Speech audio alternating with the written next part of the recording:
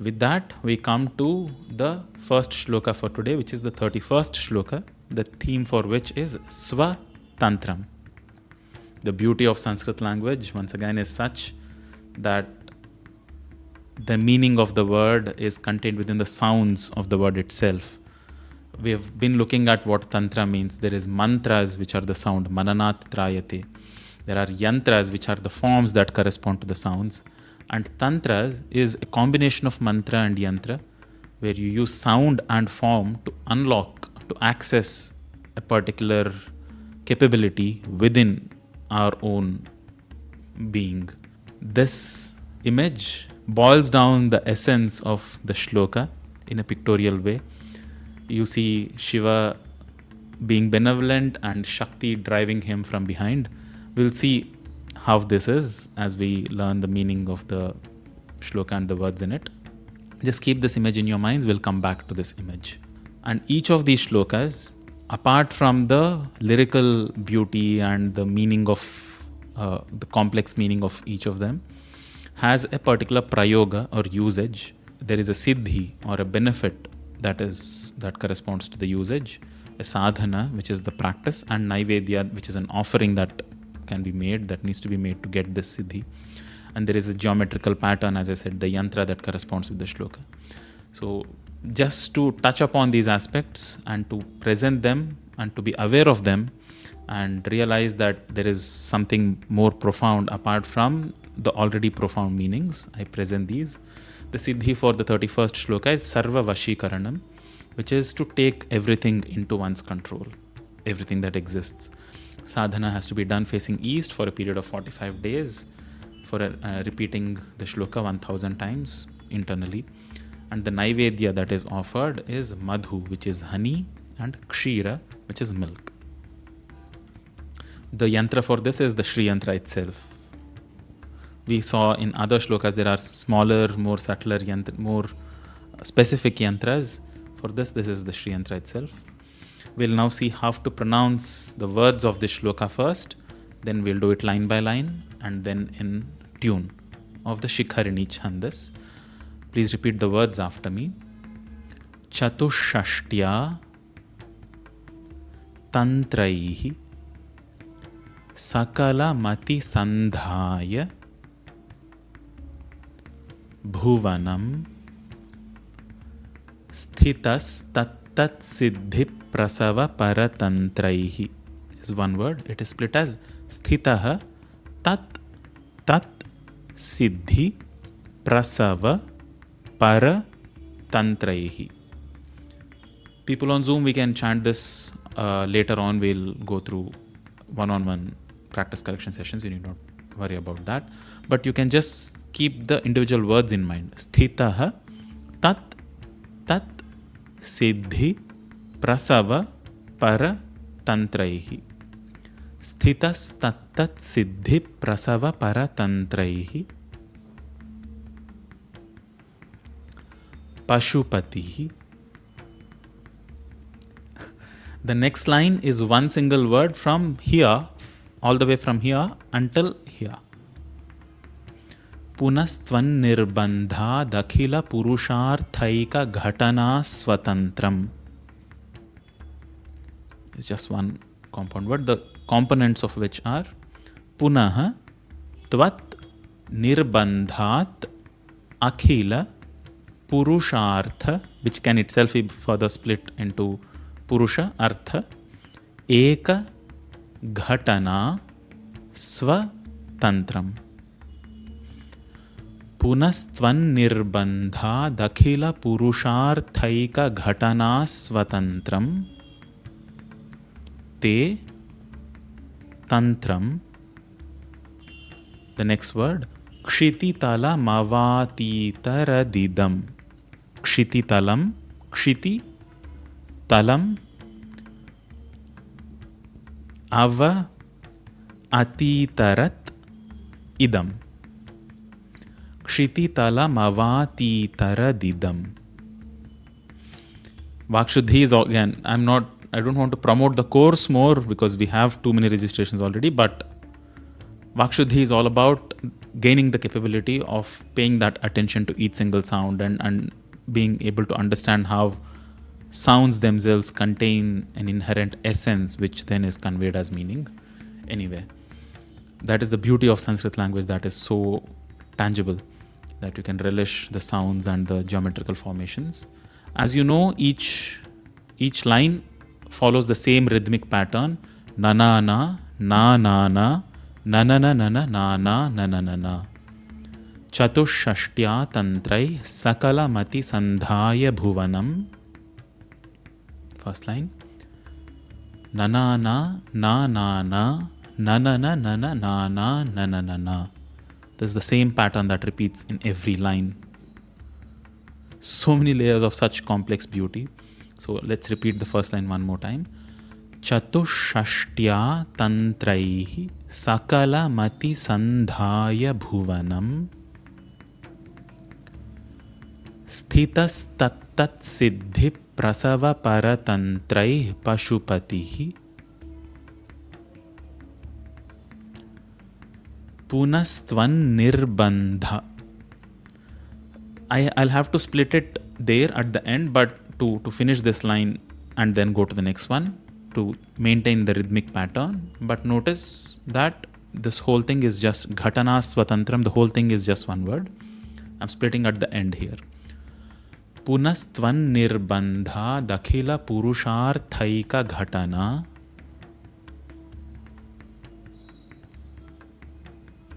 Sva-Tantram te tantram kshititala mavatitara didam.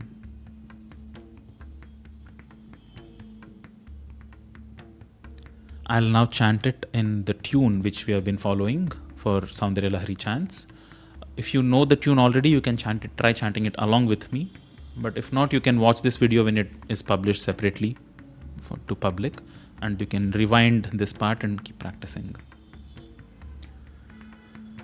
Chatushashtya tantrai sakala mati sandhaya bhuvanam sthitastat siddhi prasava paratantrahi pashupati punastvan nirbandha dakhila purusharthaika ghatana Sva-Tantram te tantram kshititalamavati taradidam.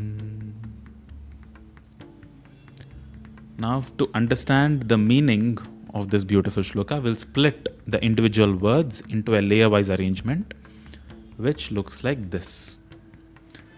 Again, a quick overview for those of you who do not know what this particular arrangement of words is. In the entire shloka, we pick what the key idea that is being conveyed is. This is how all these shlokas are arranged, the words. There is one key idea that is being conveyed, and all other words support that idea in multiple ways. So the key idea is here at the leftmost branch, and all the supporting ideas for any particular word is branched one layer to the right and below it. They are stacked vertically and horizontally. Let's go into it. The key idea is Pashupatihi. There is only one main idea being conveyed. Pashupati, Lord Shiva, is doing something. First he was Sthitaha, he stayed still. Punaha, which means once again, Avati Tarat, once again he brought down. So why did he stay still? When did he stay still? After doing what kind of things? All the other descriptions here. But when he stayed still, why did he once again act? Is described by all the other words here. So Pashupatihi, Shiva, the Lord of Pashus. The word Pashu, which is colloquially used for an animal, comes from Pasha, which means a rope. A Pashu, an animal, is called as a Pashu because cattle, it's generally referred to cattle because they are tied by a rope. And everybody who is tied down by those ropes of bondages is called as Pashu. And Pashena Badhnati iti Pashuhu. And all creatures who live in the bondage of the physicality within themselves, their Lord, the one who liberates them, the one who rules them, is Pashupati. So, Pashena Badhnanam Patihi iti Pashupatihi. So, referring to Shiva as Pashupati, he Sthitaha, he stayed still. Both the sounds stayed and still, sharing the same sounds as Sthitaha. Other words like statue, stationary, situation, all of them have that stha sound. So sthitaha is he stayed still. Like we all know that Shiva is that stillness of creation. But stayed still when? Ati sandhaya, after binding.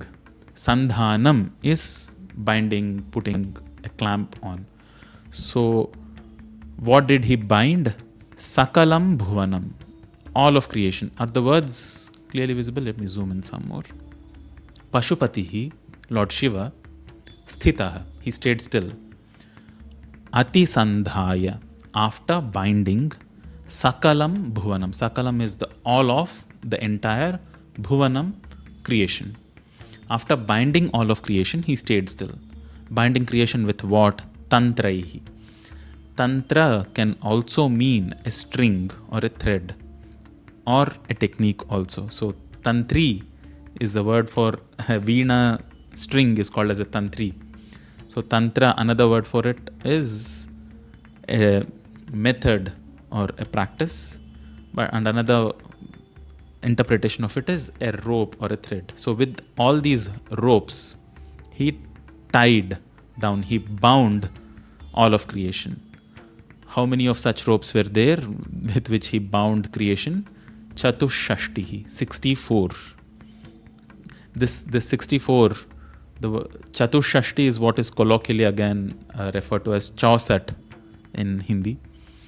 We know this number in Tantra Shastra from the 64 yoginis who are very well known because of our parliament itself is said to have modeled with 64 entrance points standing for 64 yoginis. The 64 has its significance in arts. There are 64 kinds of arts. Most people who are into the traditional arts method, they know that there are 64 kalas. 64 also finds its presence in the human physiology itself.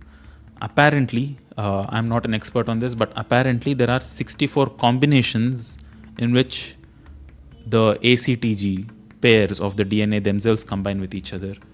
And in traditional methods of healing, 64 finds its presence. So the 64 is very significant in that way. But in this particular shloka, there are 64 methods of Tantra, 64 techniques. Now there is a whole list of what these other methods of from Shambhara Tantra to different, in the commentaries that I keep telling you about, that there are 30 plus commentaries of Soundarya Lahari. Many of them list down all these 64 different methods of Tantra. But they again caution saying these are very, very worldly oriented, outward oriented, that the next word describes it. It says, Tat Tat Siddhi Prasava Paratantraihi. All these tantras are stuck, are very specific to delivering outward worldly results. So you want success, you want money, you want this particular position, you want your enemy to be struck down. It's very materialistic, very material oriented. So Tat Tat Siddhi Prasava Paratantra. Siddhi, yield or a result. Tat is that. Once again sharing its same sounds, Tat and that. The Sanskrit word for that is Tat. So Tat Tat Siddhi Prasava is to deliver. Paratantraihi is that which is completely dedicated to it. So all these techniques, the 64 techniques that Lord Shiva has bound the entire creation by, all these methods or techniques or threads are stuck to delivering results that they correspond to in a worldly fashion. But then there is a beautiful story that goes that the father of creation did this, that he bound all of us in our physicality, But the mother of creation, goddess Shakti, got compassionate and saw her children being stuck in this cyclical physical process again and again, and out of her compassion asked him to deliver them from their compulsive tendencies. And then apparently Shiva moved and gave one more method of realizing the self going beyond the physical nature. That is what's explained in the second half. After staying still, binding all of creation in 64 methods of Tantra, which are very stuck in their worldly delivering of results, Punaha is once again, Avatitarat. Ava plus Atitarat. It comes from the Tarana, Tripti, the same root sound, which means to cross or to move across. Ava represents a downward movement. So he delivered, he gave one more method. He brought down, where did he bring down? Idam kshititalam, upon this earth he gave Tvat nirbandhat. Tvat is your, nirbandha is compulsion, insistence, your persistent push. So Adi Shankara is saying Tvat nirbandhat, because of your persistence, your insistence, O goddess, he once again brought down upon this earth Te Tantram, your technique. Te is your, Tantram, a thread or a method or a technique, which is Akhila Purushartha Eka Ghatana Sva-Tantram. Akhila, all of everything, Purusha Artha, all human pursuits, Eka Ghatana, being capable of delivering at once, Sva, of the self, Tantram, technique. Apart from the 64 processes, 64 techniques with which he bound all of physical creation, because of your compulsion, your insistence, O goddess, Shiva brought another technique of the self, realizing the self and going beyond physicality, which is capable of delivering all kinds of human pursuits. Akhila Purushartha Eka Ghatana Svatantram Te Tantram Tvat Nirbandhat Idam Kshititalam Punaha Avatitarat. Who Avatitarat? Pashupatihi Avatitarat. So Pashupatihi stood still, he stayed still. Pashupatihi Sthitaha Atisandhaya Sakalam Bhuvanam Tantraihi Chatushashtya Tattat Siddhi Prasava Paratantraihi Chatushashtya Tantraihi. Then again Punaha Avatitarat Idam Kshititalam Tvat Nirbandhat Te Tantram Akila Purushartha Eka Ghatana Svatantram. With this arrangement of words inside the shloka, it becomes easier for us to grasp the entire shloka in its essence, complete essence, while we chant it. So let's do a chant of the shloka one more time, keeping this meaning that we have learnt in mind, because they are not exactly in any particular order of subject, object, verb, etc. The freedom that Sanskrit gives is being able to move words around, because the words transform themselves to hold context within the structure of the word. There is no need for additional appendages. So the words might be above and ahead and after, but now that we know the meanings of each individual word with that layer-wise meaning, and we have the whole context, let us try to relish that context as we listen to the shloka itself. Chatushtya Tantrai Sakalamati Sandhaya Bhuvanam Sthitastat Siddhi Prasava Paratantrai Pashupati Punastvan Nirbandha Dakhila Purusharthaika Ghatana Sva-Tantram Te Tantram Kshiti talamavati taradidam. It's a really, really beautiful shloka that talks about the compassion of the goddess and the capability of the Lord in delivering these capabilities. All of these are, again, as we keep looking at them, very, very metaphorical. Who is the father of creation? Who is the mother of creation? How they correspond with our own human physiology. What we are trying to access when we practice these methods and we look at these stories as a metaphor.